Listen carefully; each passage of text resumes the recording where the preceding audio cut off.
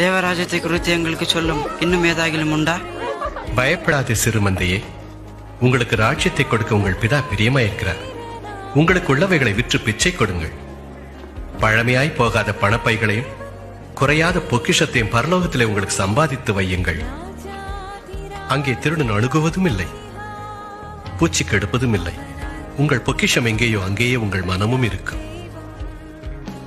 ஸ்திரீயே, உன் நோயிலிருந்து விடுதலையாக்கப்பட்டாய்.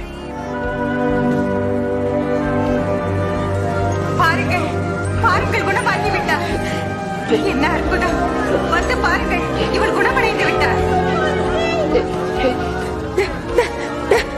தேவனுக்கு ஸ்தோத்திரம். 18 வருஷம்